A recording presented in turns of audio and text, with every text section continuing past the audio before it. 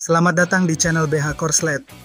Jangan lupa subscribe agar channel ini bisa berkembang ke depannya. Dan jangan lupa tinggalkan jejak Anda di kolom komentar.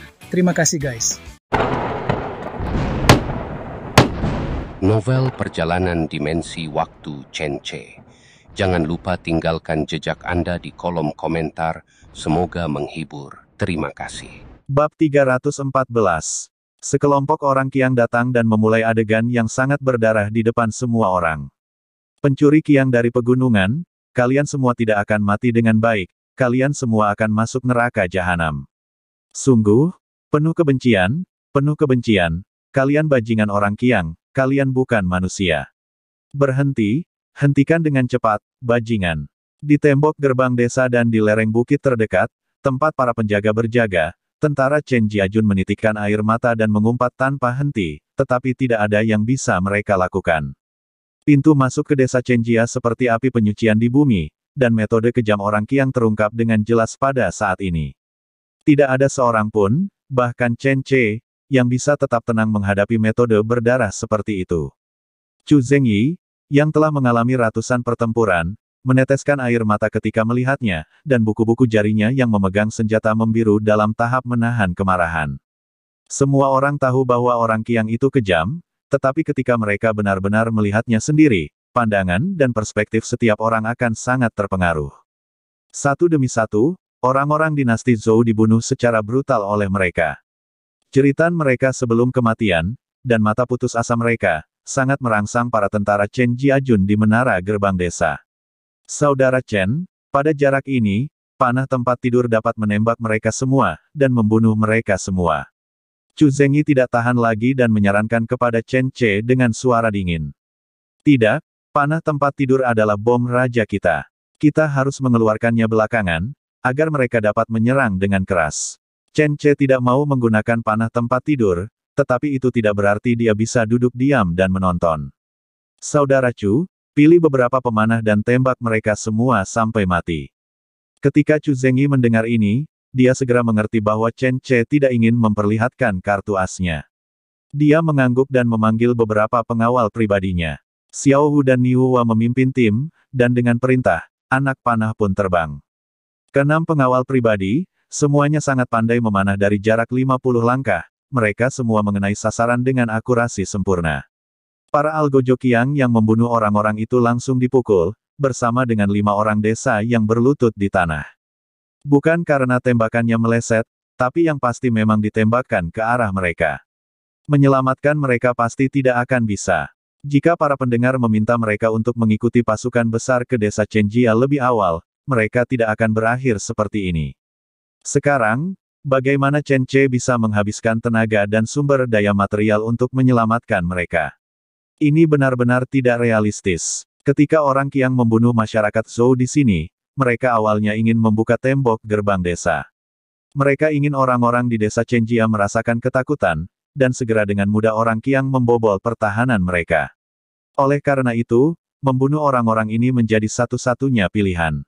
Gelombang kedua hujan panah melanda, dan orang-orang Qiang yang tersisa tidak luput dari nasib terbunuh. Bahkan jika beberapa dari mereka melarikan diri, mereka tidak dapat lepas dari serangan para pemanah tersebut. Setelah membunuh kelompok orang Qiang ini, Xiao Hu dan yang lainnya mengarahkan pandangan mereka pada rakyat biasa. Mereka berbaris, membuatnya lebih mudah untuk membunuh mereka. Meskipun mereka juga memohon belas kasihan dengan lantang, dan meskipun mereka tidak ingin mati, tidak ada yang bisa mereka lakukan, dan mereka harus menyelesaikannya sambil berlutut. Namun, orang-orang Qiang bereaksi dengan sangat cepat. Sebelum semua orang terbunuh, sekelompok orang Qiang bergegas. Mereka tidak memiliki formasi untuk dibicarakan dan menyerang dengan cara yang kacau. Mereka memasang anak panah dan menembakkannya ke arah orang-orang di menara gerbang desa.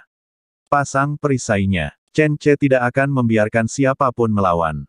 Sederet prajurit perisai segera maju ke depan, dan perisai rotan setinggi 1,8 meter itu menempel di dinding bangunan gerbang desa. Anak panah itu berantakan, dan sebagian besar bahkan tidak memiliki jangkauan yang cukup, mendarat dengan ringan di perisai tanaman merambat, tanpa menimbulkan kematian. Tapi Chu Zengyi melirik anak panah yang mereka tempelkan di perisai tanaman anggur, dan mengingatkannya. Semuanya, Harap berhati-hati. Anak panah dari orang Qiang ini semuanya beracun. Bahkan jika kita menyentuh sedikit cairan minyaknya, kita akan diracuni. Ya, lindungi diri kalian. Semua orang bersorak sebagai tanggapan. Sekelompok pria Qiang tidak takut mati dan bergegas dalam 30 langkah, menyebar secara acak ke arah orang-orang di tembok pertahanan desa. Busur mereka tidak cukup kuat dan kekuatan mereka terbatas. Tetapi dengan perisai tanaman merambat yang menghalangi, anak panah mereka tidak berguna. Setelah membiarkan mereka menembak secara membabi buta untuk beberapa saat, Chen Ce melihat bahwa mereka tidak memiliki terlalu banyak anak panah lagi, dan mulai memberi perintah. Pemanah, bersiaplah. Tembak. Sederet pemanah berdiri, dan tali busur yang telah ditarik sejak lama dicabut dan pelatuknya ditarik. Desir, desir, deretan anak panah menghujani. 30 langkah kemudian, anak panah lagi ditembakkan dari posisi tinggi, dengan tingkat keberhasilan 80%.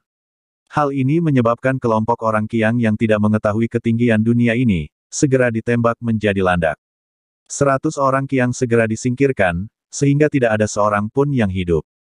Serangan orang-orang Qiang berhenti, tetapi beberapa orang diam-diam berlari dengan perisai, menyeret mayat orang-orang itu kembali, dan kemudian terus membantai dan memanggang mereka seperti binatang. Kedua belah pihak menemui jalan buntu untuk sementara waktu. Orang-orang Qiang tidak mencoba menyerang lagi, dan Chen Ce di menara juga memerintahkan para tentara untuk beristirahat secara bergantian. Soalnya, pemimpin orang Qiang di seberangnya jelas bukan orang yang bodoh. Dia malah di awal memberi sport jantung untuk para tentara Chen Jiajun. Cek, cek, sungguh luar biasa. Di tembok desa, Chen Ce tersenyum dingin. Meskipun ada pujian dalam kata-katanya, itu lebih merupakan ejekan. Bagaimanapun juga, mereka yang mempertahankan desa atau kota memiliki sedikit keuntungan dibandingkan mereka yang menyerang kota. Setidaknya mereka bisa istirahat lebih baik dan makan lebih banyak. Meskipun orang Qiang bergerak lebih bebas, sebagian besar makanan dari 10 mil dan 8 desa dibawa kembali ke desa Chenjia atas perintah Chen Ce. Jumlah beberapa ayam dan bebek yang ditinggalkan di luar sangat terbatas, pada akhirnya, tidak mungkin bertahan lama. Toh, konsumsi 2 hingga 3.000 orang per hari bukanlah jumlah yang sedikit. 3 hari, paling lama 3 hari. Jika mereka tidak menyerang desa, pasukan mereka sendiri akan runtuh. Setelah 3 hari, mereka akan memakan semua yang bisa mereka makan. Saya ingin melihat apa lagi yang bisa mereka makan. Chu Zengyi mencibir, dia tidur di tempat dengan mengenakan pakaian, bahkan tidak meninggalkan senjatanya. Bawahannya yang berjumlah 100 orang, semuanya sama seperti dia, mereka tidak pernah meninggalkan senjata atau baju besinya, dan dapat mempertahankan postur bertarung kapanpun dan dimanapun. Meskipun Chen Ce berpikir mereka tidak perlu melakukan ini di desa, tetapi mereka bersikeras, jadi Chen Ce tidak bisa berkata apa-apa lagi. Malam ini tidak bisa dikatakan damai, hanya bisa dikatakan bahwa sarana masyarakat Qiang sangat terbatas. Mereka mengirim orang untuk sementara waktu memanjat menara di malam hari, tapi tentu saja mereka jatuh dan mati. Yang lain mencoba memanjat tebing curam di gunung sebelahnya, dan berencana membuka gerbang dari dalam. Akibatnya, masyarakat Qiang yang pandai memanjat pun tidak bisa sama sekali memanjat tebing terjal tersebut. Terdengar beberapa jeritan dan suara benda berat jatuh ke tanah pada malam hari, menandakan bahwa masyarakat Qiang terjatuh dari ketinggian, jatuh hingga mati. Kelompok orang terakhir berencana untuk menyeberang dari sungai, dan kemudian air sungai yang kuat membawa mereka hanyut oleh derasnya aliran air sungai. Jika mereka tidak menarik perhatian orang-orang di tepi sungai dengan berteriak di sungai, Chen Ce pasti tidak akan tahu bahwa kelompok orang ini sebenarnya ingin menyeberangi sungai. Meski malam panjang, orang Qiang masih punya banyak trik. Bab 315. Saat langit semakin cerah, Chen Ce perlahan terbangun dari tidurnya. Tidur ini ternyata sangat damai. Meskipun dia kadang-kadang terbangun di malam hari, Chen Ce segera tertidur lagi. Dia bahkan bermimpi di mana dia berubah menjadi seorang jenderal dan membawa bersamanya 100.000 orang, menyerang semua orang barbar ke segala arah, atau mengusir mereka keluar wilayah. Setelah membuka matanya dan bangun, suara lembut Qiu Yaoer segera terdengar di sampingnya. Tuan suami, apakah Anda sudah bangun? Apakah semalam Anda tidur nyenyak? Qiu Yaoer memelintir handuk panas dan menaruhnya di wajah Chen Ce dengan terampil. Lalu dia menyeka wajahnya dan mencuci matanya. Seiring berjalannya waktu, Qiyu Yaoer telah berubah dari seorang gadis muda menjadi seorang wanita muda yang penuh gairah. Perbedaannya tidak hanya pada bentuk tubuh dan penampilan, tetapi juga pada temperamen dan kebiasaan hidup. Qiyu Yaoer juga telah belajar melayani orang lain, dia tidak lagi seperti dulu, dia bahkan tidak bisa memasak. Sekarang dia telah bersama Chen Ce selama bertahun-tahun, dan bahkan tahu cara merawat Chen Ce lebih baik daripada Luo Sanshan, Liu Xiaoxiao dan yang lainnya. Ambil contoh sabun cuci muka ini, Yaoer mencuci muka Chen Ce setiap pagi, dan bahkan memijatnya. Handuk panas diletakkan di wajahnya, dan tangan kecilnya ditekan dengan lembut ke wajah, pelipis, dan dahi beberapa kali. Perasaan itu sangat nyaman dan menyegarkan, dan dia segera melepaskannya. Aku tidur cukup nyenyak. Aku juga bermimpi. Aku membawa 100.000 prajurit dengan keterampilan yang sama sepertimu untuk menaklukkan dunia, hehe. Saat Chen Ce berbicara, dia juga mempermainkan kaki Qiyu Yaoer. Chen Ce tidur di tenda. Sebagai pemimpin, dia masih memiliki keuntungan ini, jadi dia tidak perlu khawatir terlihat oleh orang lain. Tapi Qiyu Yaoer masih sangat pemalu dan wajahnya tiba-tiba memerah. Namun, dia tidak menyingkirkan tangan nakal Chen Ce. Dia hanya berkata dengan suara rendah, "Tuan suami, ada orang di luar." Tidak apa-apa, lagi pula tidak ada yang bisa melihatnya. Biarkan suamimu menyentuh kakimu lagi. Sudah lama aku tidak menyentuh kaki kecilmu. Chen Ce sudah mulai, seru Qiyu Yaoer, tersipu dan berkata, "Tuan suami, saya tidak mencuci kaki saya tadi malam, kaki saya bau." Hanya saja Chen Ce sudah menggunakannya. Kering dan halus, lembut dan empuk. Kakinya paling sempurna yang pernah dilihat Chen Ce. Kakinya tidak memiliki bau asam dan bau seperti yang diharapkan. Belum dicuci semalaman, baunya lumayan. Chen Ce mempermainkannya, terlepas dari keberatannya, dan bertanya, "Bagaimana? Apakah orang-orang Qiang itu mengacau tadi malam?"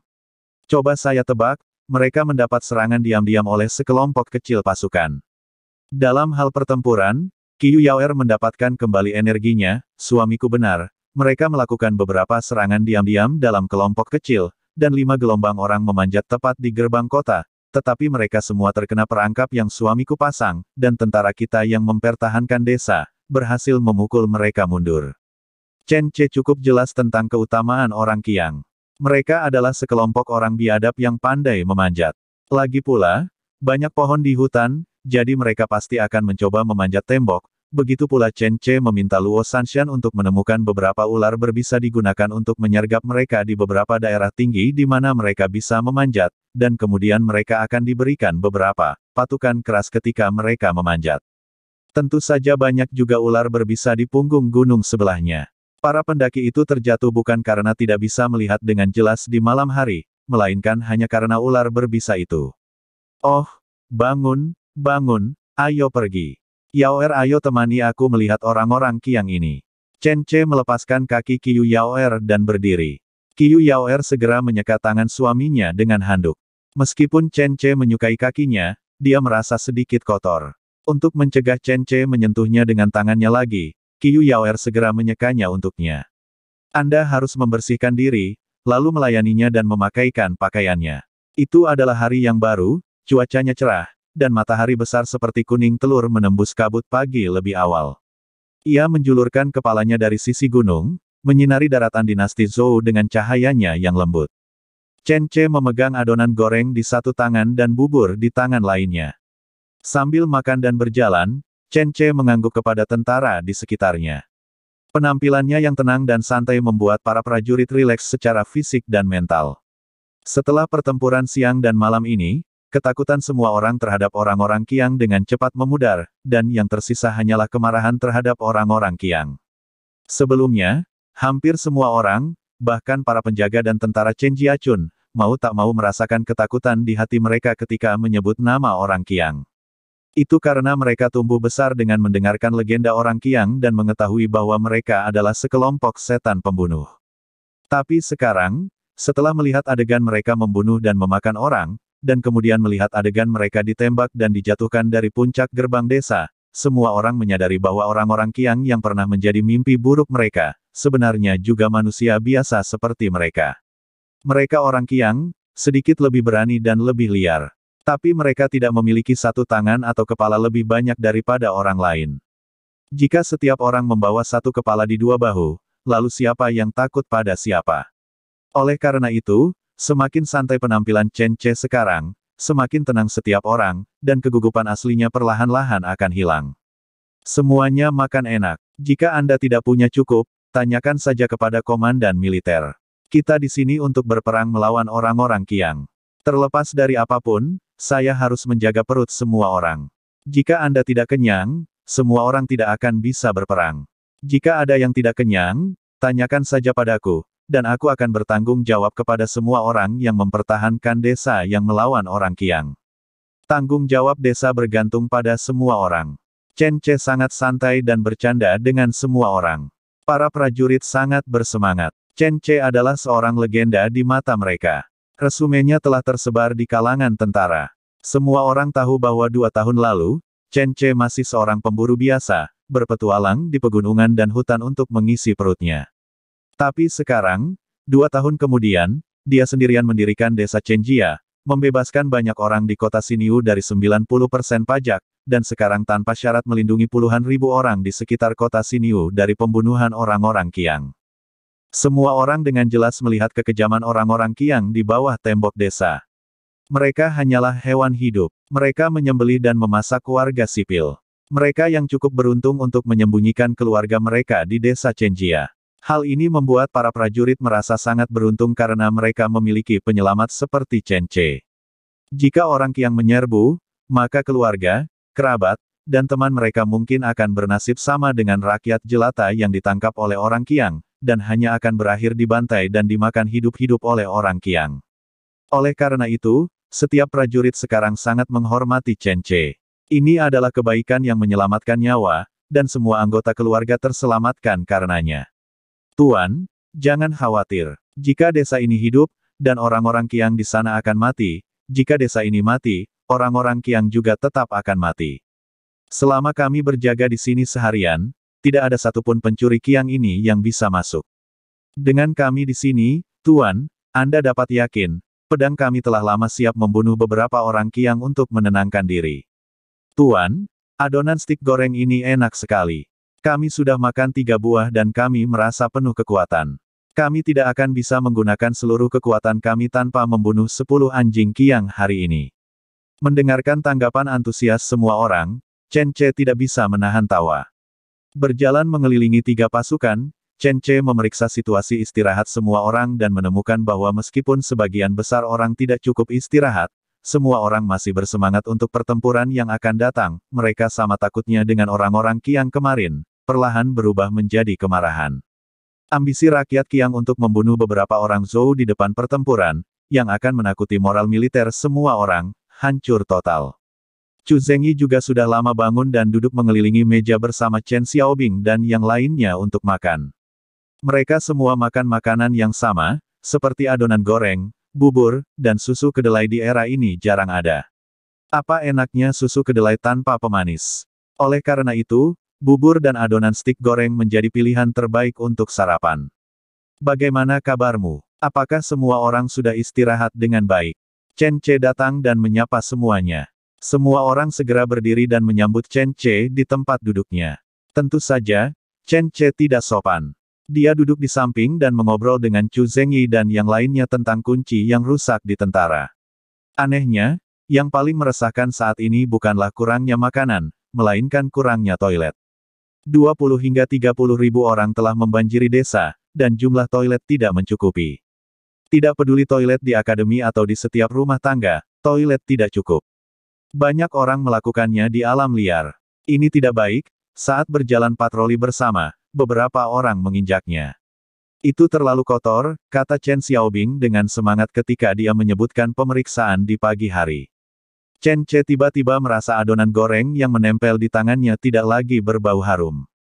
Ini memang masalah besar, tapi kita tidak bisa membiarkan ini terus berlanjut. Orang-orang Qiang mengepung desa. Sial, baiklah, ambil pulpen dan kertas, kita harus membuat sistem aturannya. Chen Ce memimpin dan membimbing semua orang untuk mengikuti peraturan dan ketentuan penggunaan toilet dengan cara yang beradab. Yang pertama adalah tidak boleh buang air besar di sembarang tempat. Kedua, tidak diperbolehkan minum air mentah. Jika ingin minum air, harus direbus terlebih dahulu sebelum diminum. Pasal ketiga, tim cadangan itu untuk saat ini tidak diperlukan. Ayo kita kirim mereka untuk menggali lubang toilet. Bangun belasan atau 20 toilet umum di berbagai tempat di desa. Ini tidak hanya akan menyelesaikan masalah akses setiap orang terhadap toilet, tetapi juga menyelesaikan masalah tentang kurangnya kesuburan di ladang kita. Pupuk kandang sangat subur. Antara lain, Chen Che telah banyak memikirkan untuk memupuk kebun anggur liar sebelumnya. Kesuburan puluhan ribu orang yang makan dan minum bisa sangat besar. Tim cadangan berjumlah ribuan orang dan dapat menangani semua ini. Jadi, Tuan, Anda dapat menggambar cetak biru dan meminta mereka menggunakannya untuk menggali dan membangun toilet. Kami akan mencoba menyelesaikannya dalam 1 hari, Chen Xiaobing berkata tegas. Dia benar-benar muak dengan gambar benda kuning dan putih di mana-mana. Chen Che berpikir sejenak dan menyadari bahwa ini jelas tidak cukup waktu untuk membangun toilet rumah batu. Cara tercepat untuk membangun toilet adalah dengan gubuk bambu. Gali lubang, pasang beberapa tiang kayu, lalu gunakan potongan bambu besar untuk mengelilinginya ke segala arah, dan tambahkan atap untuk melindunginya dari angin dan hujan. Setelah mendapatkan gambarnya, Chen Xiaobing berlari dengan tergesa-gesa, dan kemudian mencari tukang kayu, tukang batu, dan pasukan cadangan di ruang persiapan. Dengan persiapan lebih dari 1.000 orang, tidak mudah menemukan orang-orang ini. Meski ada sebagian orang yang sengaja mengatakan dirinya tukang kayu karena takut diminta untuk berperang, namun tak jadi soal. Jika Anda tidak tahu bagaimana melakukan pekerjaan ini, maka Anda adalah orang yang sama sekali tidak berguna, dan Anda akan ditarik ke garis depan untuk melawan orang-orang suku Qiang. Orang-orang dari bawah seperti Chen Xiaobing sangat menyadari kegelapan sifat manusia, jadi sifat dari orang-orang itu tidak bisa lepas dari tatapan tajamnya, dan dia memegang erat orang-orang di tim cadangan. Bab 316. Ketika toilet umum dibangun satu demi satu di desa Chenjia, babak baru serangan Qiang dimulai. Sekitar pukul 8.30 pagi, seolah-olah mereka sedang bersiap berangkat kerja, orang-orang Qiang ini sebenarnya tidak melakukan penggerebekan lagi, melainkan berencana menyerang secara langsung dan terang-terangan merebut dan menaklukkan gerbang desa yang tidak terlalu tinggi ini. Tembok kota desa Chenjia memang tidak terlalu tinggi, namun tembok setinggi 5,8 meter merupakan jenis ketinggian yang bisa didaki oleh orang yang gesit dalam sekali cas. Tentu saja hal ini harus dilakukan terlebih dahulu jika tidak ada seorang pun di tembok desa yang menghentikannya. Di bawah sinar matahari, sekelompok prajurit Qiang meneriakkan slogan-slogan dan bergegas menuju tembok desa dengan cara yang tidak terorganisir. Meski terlihat tidak terorganisir, namun serangan mereka tetap teratur. Ketika pasukan garda depan mereka mulai menyerang, sekelompok bulu panah memimpin dalam menyerbu tembok desa. Bajingan, mereka benar-benar menyerang membabi buta. Perisai, perisai, lindungi aku. Chu Zengyi mengutuk, lalu mengangkat perisai pohon anggur dan mulai melawan. Anak panah dari suku Qiang jarang dan tidak padat, tetapi karena anak panah mereka sangat beracun, tidak ada yang berani ceroboh. Chen Che juga berada di puncak tembok desa, tetapi dia tidak perlu mengangkat perisai karena Qiu Yaoer telah mengangkat perisai untuk melindunginya dengan erat. Sekelompok orang Qiang sepertinya tahu bahwa dialah pemimpinnya atau semacamnya, dan mereka menembakkan lebih banyak anak panah ke arahnya daripada orang lain di atas tembok desa. Namun, tidak ada gunanya. Tidak peduli seberapa besar serangan mereka, tangan Qiu Yaoer adalah perisai pohon anggur berlapis ganda. Kecuali mereka menembakkan panah berat seperti panah 8 ekor sapi, mereka mungkin bisa menerobos perisai, jika tidak, maka tidak akan ada gunanya. Serang dan bunuh. Serang ke desa dan bunuh semua orang Zhou sialan itu. Orang pertama yang membunuh orang di atas menara, itu pemimpinnya, akan dihadiahi 10 wanita cantik dari dinasti Zhou. Bunuh, bunuh semua orang Zhou, balaskan dendam orang yang kamu cintai. Orang-orang Qiang meneriakkan slogan-slogan dan menyerbu ke arah menara tanpa takut mati. Mereka yang berada di barisan depan tidak memegang senjata, melainkan sederet tali. Salah satu ujung talinya adalah pengait kayu. Tentunya mereka ingin menggunakan benda semacam ini untuk melemparkannya ke menara lalu mengaitkannya ke batu di atasnya. Kemudian gunakan tali untuk segera memanjat tembok desa. Idenya sangat bagus, lagi pula tembok desa itu tingginya hanya beberapa meter. Selama orang-orangnya bergegas, mereka bisa dengan cepat menduduki menara itu. Di tengah kerumunan orang-orang, Kule Skar, Abu, Kun San, Abaki dan lainnya dengan tenang memperhatikan serbuan anak buah mereka. Ada banyak orang yang menyerang dalam gelombang ini, 300 orang penuh. 300 barisan depan ini didukung oleh Kun San, yang memiliki prajurit suku Yuguang. Meskipun tingkat kematian gelombang pelopor ini pasti sangat tinggi, Kuleskar mengatakan bahwa selama gelombang pertama dapat melakukan suatu prestasi untuk menembus pertahanan tembok kota desa Chenjia, ingatlah akan jasa radikal Kun San yang gemilang dan masuklah ke desa setelah mereka, Anda dapat membiarkan orang-orang di suku Dusan mengambil keuntungan terlebih dahulu. Ini adalah godaan yang besar, jadi meskipun sepertinya dia akan mati, Kun San mengirimkan 300 prajurit pemberaninya tanpa ragu-ragu. Di antara mereka, 80 pemanah sedang menembakkan panah sambil berlari. 220 tentara itu menyerang dengan penuh semangat.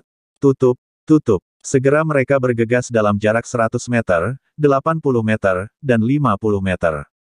Kun San menyipitkan matanya dan berkata dengan penuh semangat, apakah orang-orang Zhou ini takut karena keberanian mereka, atau apakah mereka cukup percaya diri? Saat prajurit kita memanjat tembok desa, mereka akan begitu takut hingga mengompol, hahaha. Baik Abu maupun Kuleskar tidak berbicara. Bagaimana bisa semudah itu? Kemarin mereka melihat para pemanah dinasti Zhou. Mereka menggunakan busur dan anak panah yang sangat aneh untuk menembak dengan sangat cepat. Mereka adalah ancaman besar. Benar saja, ketika pasukan besar bergegas ke bawah tembok desa dan hendak melemparkan kail, ada perintah dari menara, kemudian tentara yang memegang perisai berpindah beberapa posisi, memisahkan perisai, dan memberi ruang untuk satu bidikan. Di tembok desa tidak banyak tempat untuk keluar, hanya sekitar 50 posisi menembak. Kelihatannya tidak banyak, tapi di detik berikutnya, mereka menggunakan kecepatan menembak yang luar biasa untuk mengajari orang-orang Qiang ini menjadi manusia lagi. Desir, desir, desir. Hujan panah itu miring ke bawah. Sekitar 50 anak panah ditembakkan, tetapi tidak satu pun yang mengenai musuh. Segera mereka menarik busur dan mengganti senarnya, dalam waktu kurang dari 2 detik, gelombang anak panah kedua menghujani lagi, dan dalam 2 detik berikutnya, gelombang ketiga. Hujan anak panah. Kecepatannya memusingkan. Para pemanah tidak perlu membidik terlalu keras, mereka hanya perlu menembak ke arah kerumunan, ke arah orang Qiang. Dengan jumlah ratusan orang, targetnya terlalu padat. Setelah hujan panah, puluhan orang Qiang terjatuh. Kekuatan tembakan anak panah tidak seburuk busur yang kuat, tetapi masih mematikan dalam jarak 50 meter, dan memiliki daya tembus penuh dalam jarak 30 meter. Terlebih lagi, sekarang mereka masih merendahkan dan menembak dengan gravitasi, yang akan menyebabkan kerugian yang lebih fatal bagi orang-orang Qiang ini. Orang-orang Qiang berjatuhan berbondong-bondong. Hanya sedikit dari 300 orang yang mampu melempar kunci pengait, dan di antara kunci pengait yang dilempar tersebut, hanya 2 orang yang berhasil memanjat menara. Tapi apa gunanya 2 orang ini memanjat menara? Begitu dia memanjat, dia tertembak di kepala oleh anak panah dari prajurit di atas, dan kemudian jatuh dari menara setinggi hampir 6 meter, sekarat hingga tewas. Gelombang pertama orang yang menyerang musnah seluruhnya. Dari 300 orang, tidak ada satupun yang selamat. Wajah Kun San menjadi gelap di kejauhan. Meskipun dia sudah menduga bahwa itu tidak akan sesederhana itu, dia masih merasa sangat tidak nyaman saat melihat semua anak buahnya tewas. Kuleskar dengan tenang mengeluarkan perintah kedua. Kali ini serangan gelombang kedua dilancarkan oleh Abu dari suku Dusan. Demikian pula Abu juga memberangkatkan 300 orang. Tidak ada konten teknis sama sekali dalam pengepungan, hanya nyawa manusia yang dikorbankan. Ide Kuleskar sangat sederhana, selama mereka menembus pertahanan orang-orang Zhou ini dan membuka gerbang desa, bahkan 100 prajurit Qiang yang pemberani dapat mengambil alih desa pegunungan kecil ini. Orang-orang Abu tidak sembrono seperti orang-orang Kun San ketika menyerang kota, masing-masing membawa perisai kayu. Meski perisai kecil hanya bisa melindungi tubuh bagian atas, namun ketika orang bergerak bersama, mereka tetap bisa bertahan membentuk perisai yang besar. Beberapa anak panah menyerang. Metode ini berhasil, dan 4/5 dari 300 orang suku Dusan mendekati tembok desa. Orang-orang ini segera melancarkan aksi baru, mereka memegang perisai dan sebenarnya ingin memanjat tembok desa dengan tangan kosong. Chen Ce harus mengatakan bahwa keterampilan mereka sangat bagus, dan keterampilan memanjat mereka adalah sesuatu yang tidak dapat dipelajari oleh orang dari tempat lain. Melihat anak buahnya sudah mulai mendaki, Tiba-tiba wajah Abu menjadi sangat berseri-seri. Sepertinya suku Dusan kita bisa memimpin. Pemimpin Kuleskar, tolong perintahkan serangan umum. Kita bisa menghancurkan tempat hantu ini. Kuleskar menggelengkan kepalanya, sayangnya, tidak sesederhana itu.